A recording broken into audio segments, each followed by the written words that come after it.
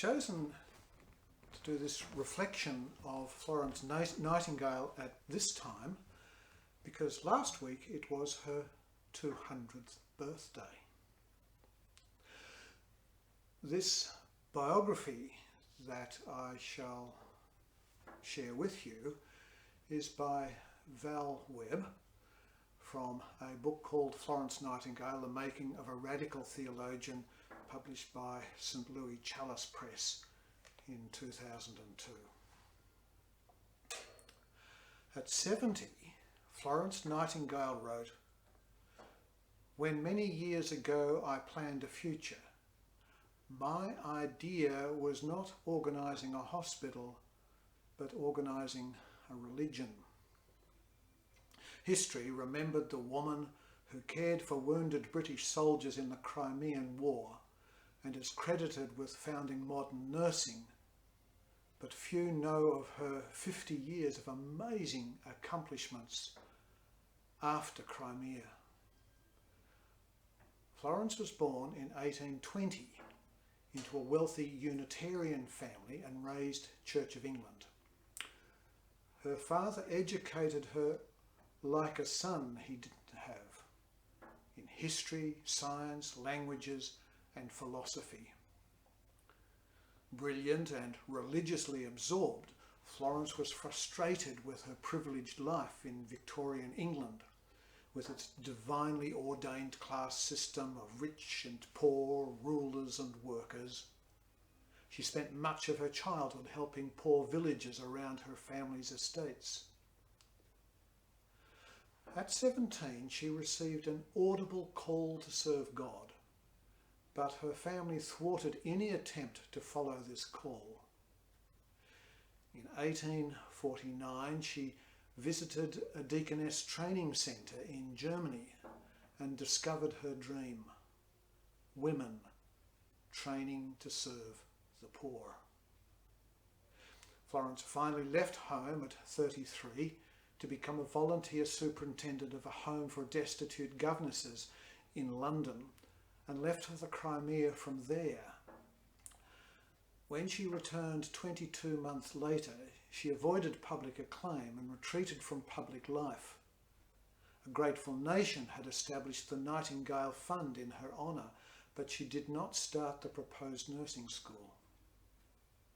Haunted by dead soldiers, reforming army medical services was a more pressing task. When the Nightingale Training School for Nurses opened in 1860, Florence submitted proposals for its administration, but her focus was army reform. Over the next 50 years, Florence was involved in reforming colonial policy and sanitation in India, workhouse reform, political design and location, preventative medicine and village health education. She developed hospital record reforms to analyse patient information, introduced trained nurses to poorhouses, advised on Indigenous health in British colonies and drafted the British delegation's recommendations to the Geneva Convention. She helped change laws that restricted women's rights to their children, property and divorce, and worked for paid employment for women, accomplished all this through politicians who came to her home for advice and guided the reforms through Parliament. Florence Nightingale can only be fully understood by taking seriously her divine calls as the inspiration for her life and work. She once thought of founding a religious order and visited a Paris convent to learn the disciplines she followed through her life. Her secluded, disciplined lifestyle after Crimea created her own monastic structure. Florence wrote an 800-page manuscript offering a new religion for the poor, challenging the belief that poverty was God's will. The divine spirit is in each of us, she said, guiding us with the help of saviours beyond any predetermined destiny. She saw herself as a saviour for her time.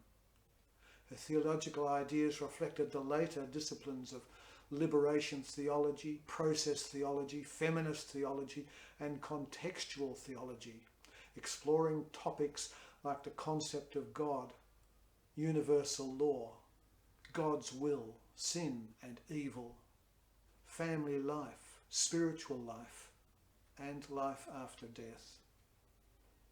Her conclusions were in dialogue with the Church of England Broad Church movement, whose essays and reviews challenged the Church in the 1860s. Florence's writings are one of the British Library's largest collections. She died in 1910. So I came to write this icon of Florence Nightingale. I looked at a number of photos and paintings. I chose for my icon a painting that depicted the classic scene of her with her lamp in a military hospital. But I wanted to bring her face to the front, and I relied on a photo of her in her youth. As I painted the heavily starched apron, I remembered the heavily starched aprons, uniforms of my wife Sue and my sister Alison that they wore during their nursing training in the late 1960s. I wrestled with the lamp somewhat. In the original painting, the light obviously emanated from the lamp. In iconography, you can play with such realism, so I chose that the light should focus more on Florence Nightingale. Let us pray.